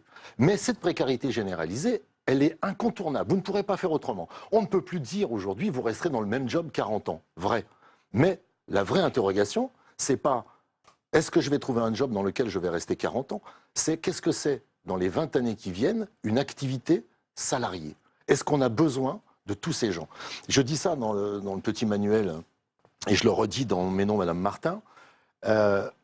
À Oxford, ils ont fait une étude, il paraît, alors Oxford, c'est pas rien, que dans les 20 ans qui viennent, 47% des emplois encore vont être détruits, et par les ordinateurs, et par les robots. Et je dis, tant mieux.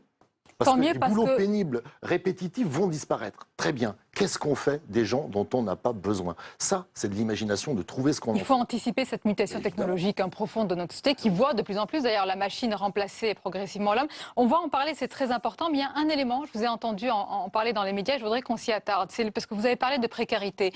C'est le revenu inconditionnel, aussi appelé revenu de base ou revenu universel, c'est-à-dire le revenu d'existence inconditionnelle. Voilà, on verse aux citoyens une sorte de revenu, une somme fixe mensuelle, et on évite comme cela eh bien, la pauvreté, la précarité. C'est une somme pour se loger, pour manger, c'est un minimum. C'est en train d'être testé dans différents pays. Est-ce que vous pensez, par exemple, que si cette mesure était proposée par quelqu'un, Emmanuel Macron, pour vous faire plaisir, ou quelqu'un d'autre, vous pourriez soutenir ce programme, quel que soit l'homme ou la femme derrière? Évidemment, ce serait quelque chose qui réfléchit à l'avenir. C'est quelque chose qui dit je ne me contente pas de faire plaisir à des très grands groupes qui vont pouvoir puiser dans un tas de serviteurs pendant toute leur vie pour les prendre à 4 € de l'heure ou 5 € de l'heure, puisqu'il n'y aura plus rien qui les empêchera de les payer peu. Non, c'est quelque chose qui réfléchit à c'est quoi l'activité salariée. Un revenu d'existence inconditionnel, ça veut dire que tout le monde y a droit, y compris Madame Bettencourt, donc on lui donnera quelque chose. Bon, elle n'aura peut-être pas besoin, mais elle l'aura. Et ça ouvre des perspectives incroyables. Ça remet des débats absolument incroyables. On le donne aux Français. Alors, qui est français? À qui on peut le donner? On a le droit de le dépenser dans un périmètre. Alors, ça veut dire qu'il y a des frontières. Mais on n'est pas obligé de fermer les portes et de remettre des douaniers. On se dit simplement, ce qu'on peut dépenser à Lille, on ne peut pas le dépenser à Bruxelles. Ah, alors ça veut dire qu'il y a une différence. Oui, il y en a une.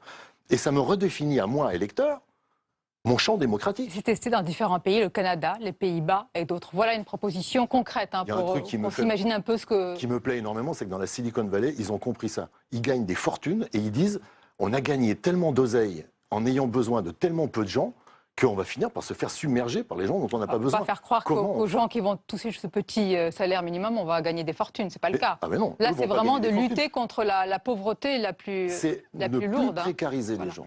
Leur dire, vous avez un revenu, alors on peut le faire dans une autre monnaie. Qui dit qu'on est obligé de le faire en euros? Ne compliquons pas les choses. C'est même au contraire, c'est extrêmement simple. On dit en France, on ne touche pas à l'euro. Ok, on n'y touche pas. On va créer simplement une autre monnaie et ce revenu inconditionnel sera dans une autre monnaie. Bah, on est obligé de le dépenser, on ne peut pas thésauriser. Imaginons qu'on le fasse à parité avec l'euro et il n'est pas convertible. Bah, on est obligé de le dépenser. Et on le dépense dans quoi? Nourriture, logement, contravention. Voilà une proposition concrète. Bah oui, c'est extrêmement concret. Je voudrais vous interroger sur un point peut-être qui vous frappe, parce qu'ailleurs qu'en France, si on regarde au-delà de nos frontières, la gauche, quand elle est élue, la gauche, quand elle est au pouvoir, la gauche, quand elle est confrontée à la réalité, elle doit appliquer un programme de centre-droit. On le voit en Italie, on le voit en Allemagne, on le voit un petit peu ailleurs. Est-ce que c'est une malédiction, selon vous? C'est pas une malédiction, il faut simplement redéfinir ce qu'est la gauche. C'est quoi pour vous la gauche aujourd'hui? Mais quand Frédéric Lefebvre, par exemple, j'ai entendu dire que le revenu inconditionnel d'existence lui convenait. Voilà quelque chose qui lui parle. Alors peut-être pas sur les mêmes bases que moi, que Nouvelle Donne, ou que les gens qui y pensent, y compris dans les milieux les plus libéraux, ça lui convient. Alors, on n'est pas, a priori, Frédéric Lefebvre, je ne suis pas dans son camp. Mais non, mais il a beaucoup évolué lui-même. Hein. Il soutient beaucoup plus François Hollande que son camp en ce moment. Mais peu importe, en fait. Ce monsieur a une bonne idée. Il a une envie.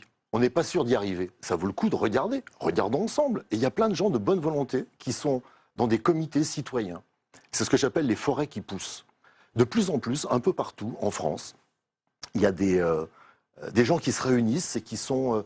il y a une centaine d'associations qui s'est réunies en Ardèche il y a 2 mois. C'est formidable. On a envie de vous dire c'est formidable, que de bonne volonté, la France en a besoin. Mais après, Bruno Gassio, pardonnez-moi, mais si on compare par rapport à d'autres pays, je ne vais pas vous citer Podemos et puis Syriza et les autres, mais pourquoi ça ne prend pas en France? Je vous ai posé la première question sur un mouvement de défiance, une colère. Elle existe et ça ne prend pas. Est-ce qu'il y a un problème de représentation de cette société civile dont vous faites partie? Est-ce qu'il n'y a pas quelqu'un qui émerge? Il faut bien que quelqu'un porte un programme, un projet. On va faire... Si j'essaye de faire très simple, je dirais les Grecs avec Syriza, les Espagnols avec Podemos sont allés s'exprimer à gauche. Eux, ils ont eu des fascismes récents. Ils ont eu des colonels. Donc l'histoire explique ces mouvements-là qu'on n'a pas. Depuis Vichy, on n'a pas, nous, ça. Et ce qui a capté les thèmes dont je vous parlais avec le revenu inconditionnel. Ça parle de souveraineté, ça parle de qui est français. Mais ça ne parle pas de droit du sol, de droit du sang, de chrétienté. Ça parle de qui vit ici, sous quelles règles. C'est des thèmes qui ont été captés par le Front National et qu'on n'a même plus le droit d'aborder. Si je parle de souveraineté ici, il est Front National maintenant, Gassio? Non. La souveraineté, ça veut dire quelque chose. Ça dépend, de ça dépend mon... Qui a abandonné ces thèmes au Front National? La gauche, la droite, tous les politiques qui ont tellement peur de prononcer certains mots que ceux qui les prononcent aujourd'hui et quand ils résonnent dans la population, ça prouve qu'ils auraient... Enfin, ceux qui ne les ont pas prononcés avaient tort de ne pas les prononcer. La souveraineté, ça veut dire quelque chose, c'est le droit de décider. C'est une communauté, quelque part, qui décide de la façon dont elle veut être gouvernée, où elle veut aller et comment elle veut que ça se passe. C'est pas un gros mot. Ou alors, il faut que je vote, il faut élargir à moi, électeur, mon espace démocratique. Il faut me faire une Europe avec l'élection d'un président européen, d'un Parlement européen. Je suis prêt à voter pour ça. Si je perds une élection, je l'accepte, c'est la démocratie. Ce que je n'accepte pas aujourd'hui, c'est de gagner une élection en France et finalement de la perdre à Bruxelles. Je reviens, pardonnez-moi, je vais reposer une autre fois ma même question. J'ai compris que pour la Grèce et pour l'autre exemple, il y avait les paramètres historiques. Mais pourquoi en France, on n'arrive pas à faire émerger un mouvement citoyen au-delà de la culture historique? Parce que personne n'en a envie. J'écoutais le débat précédent.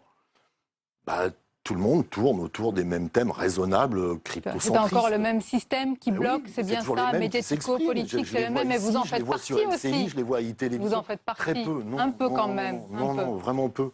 Je refuse beaucoup d'émissions. Je viens ici parce que c'est tard et qu'on a un petit peu de temps. Mais sinon, j'en refuse énormément. Mon excuse, c'est que je ne suis pas à Paris. Parce que ça ne m'intéresse pas d'aller parler de ça à la télévision de façon très rapide avec une grosse ironie en face en disant bon, on a laissé parler le gauchiste, maintenant on va enfin pouvoir sérieusement. Dominique Seux des Échos, J'en ai marre de ça, ça m'amuse plus. Par contre, aller rencontrer les gens directement dans des villes où je vais de temps en temps, soutenir ma copine Isabelle Attard, qui va faire le tour de sa circonscription là, au mois d'avril, à pied. Elle a dit, je veux faire tout le tour à pied. Eh bien ça, je vais. Et je rencontre, alors on parle parfois, il y a 500 personnes, on se dit, waouh, on est un... Puis parfois, il y en a 15. Ben, on parle quand même, et on dit les mêmes choses. Mais ça fait un certain temps. Ça fait un certain temps, Bruno Gassio, que vous dénoncez, et plus largement que vous... Ah non, mais je l'ai toujours fait, mais là, ça fait 4 ou 5 ans. C'est beaucoup plus visible que vous militez, si je puis dire, que vous dénoncez cette économie de marché, que vous militez pour une autre alternative, une autre voie. Vous croyez franchement que c'est possible avec ce système politique tel qu'il est aujourd'hui? C'est pas que c'est possible, c'est que c'est obligatoire.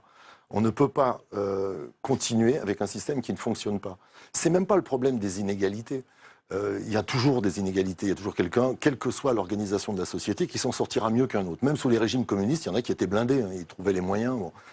Simplement, on ne peut pas dire aux gens qui travaillent, vous êtes devenus des serviteurs, ou pire, des esclaves. Et nous, on va puiser là-dedans, parce qu'il faut que notre pays soit riche. Coluche avait résumé le truc, alors c'est encore un comique, mais il disait, ils vont être contents, les pauvres. Un comique adoré et aimé des Français. Jusqu'ici, on voit le résultat de ce qu'il a fait avec les Restos du Cœur. Ils vont être contents, les pauvres, qu'ils habitent un pays riche. Et qu'est-ce qu'on se moque d'une entreprise qui est florissante, qui gagne plein d'oseille, mais qui va planquer tous ses bénéfices quelque part, dans un pays paradis fiscal, et puis qui dit, bah, ici, excusez-nous, bah, notre filiale, elle perd un peu d'argent. Donc vous dites qu'il faut revenir, proposition concrète. Par exemple, c'est ce revenu universel. Ça, c'est une proposition, une piste concrète. On peut parler du temps de travail ou pas? Est-ce qu'on peut reparler du temps de travail? Est-ce que dire à des gens, vous pourrez travailler jusqu'à 60 heures par semaine, c'est bien? Est-ce que c'est bien que ceux qui ont du travail travaillent 60 heures et qu'à côté de ça, il y a des mecs qui travaillent 0 heures? Vous croyez vraiment qu'on peut partager le temps de travail comme un gâteau? Si on pouvait le faire, on l'aurait fait depuis longtemps? Ben non, oui, on l'a fait. On l'a fait tout le XXe siècle, on l'a fait.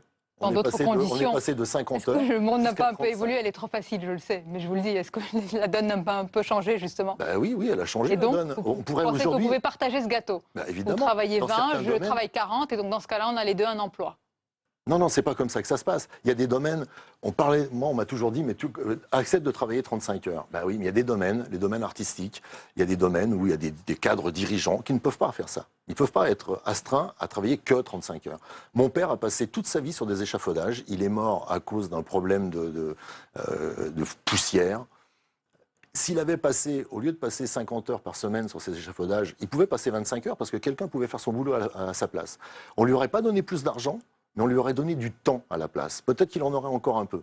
Et ce qu'il faut regarder, c'est les endroits où c'est possible. L'hôpital, c'est un très très bon exemple. On nous cite toujours l'hôpital, ça ne marche pas. Martine Aubry, par ailleurs, peut être une femme brillante. Au moment où elle signe la deuxième loi sur les 35 heures, parce qu'il y en a deux, des lois, il n'y en a pas qu'une, elle oublie juste un truc.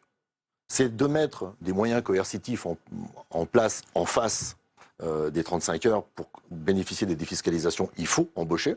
Là, ça y est plus. Et elle oublie de signer la formation de 200 000 infirmières.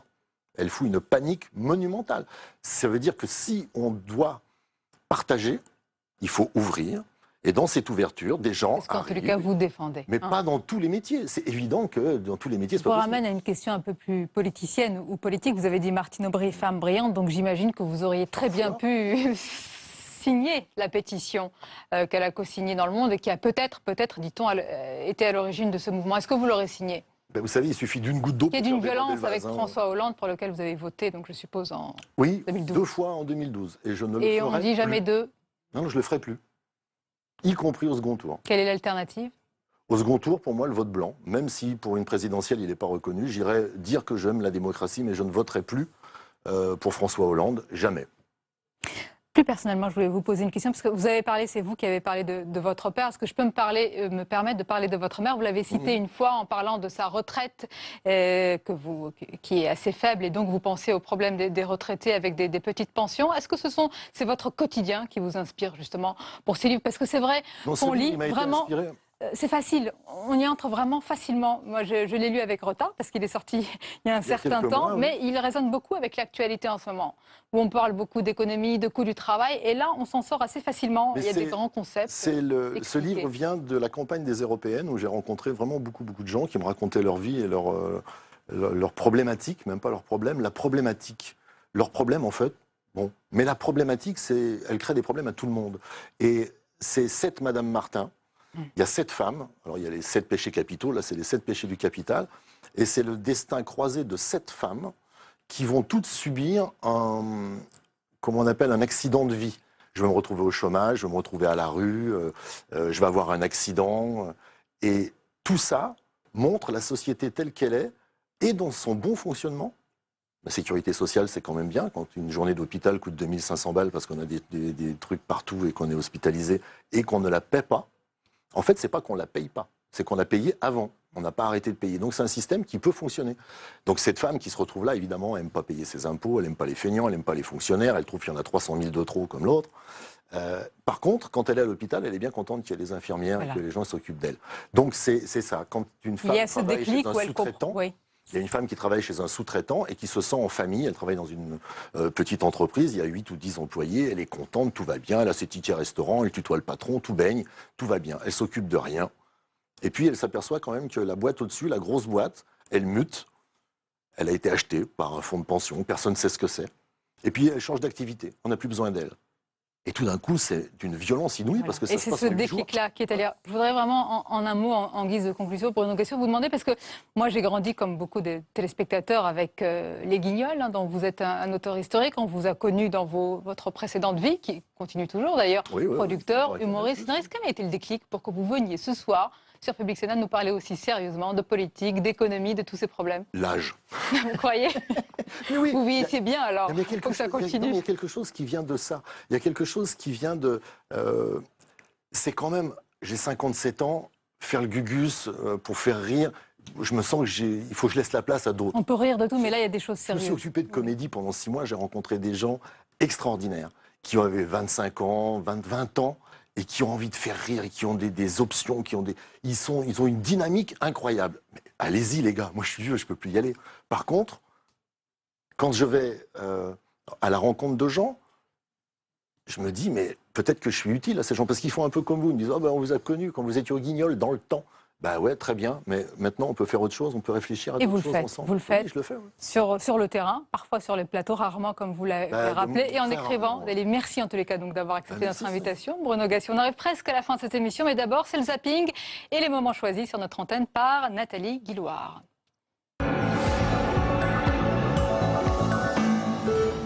On attend le retrait du projet de loi dans sa totalité. Après, on n'est pas opposé forcément à discuter de l'emploi des jeunes pour la reconnaissance des qualifications dans les conventions collectives, pour la protection sociale, ce genre de choses-là, mais en tout cas pas sur les bases qui sont proposées par le gouvernement à l'heure actuelle.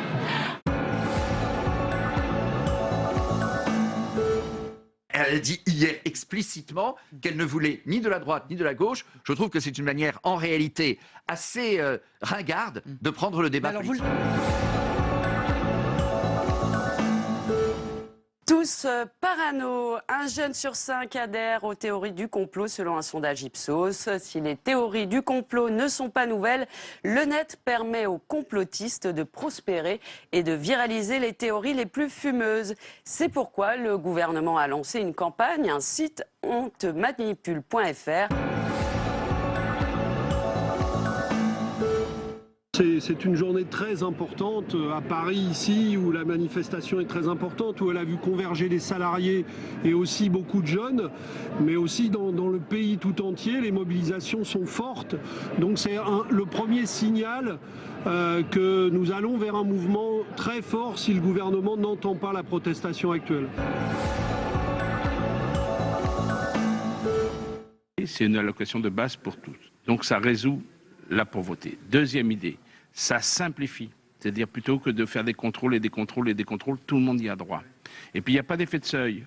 C'est-à-dire que comme tout le monde y a droit, même si on travaille un peu plus, eh bien c'est en plus. Donc il n'y a plus d'effet de seuil.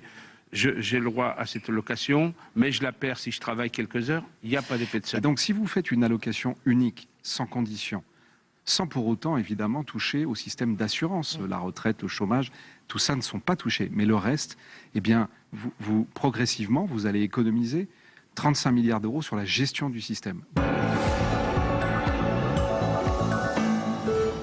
Et moi, je trouve que cette proposition de révision de la Constitution fragilise nos valeurs. Elle fragilise la liberté, elle fragilise l'égalité, elle fragilise la fraternité, je dirais même, plus elle fragilise aussi la solidarité. Et c'est une des raisons fondamentales pour lesquelles je suis opposée à cette révision. Moi, ça me paraît être une mesure démocratique, de gauche ou de droite, parce que je crois que les démocrates sont de tous bords, mais qui nous protègent et qui sont d'ailleurs admis par la Convention européenne des droits de l'homme. Non, parce que c'est une mesure d'exception qui s'inscrit dans la durée.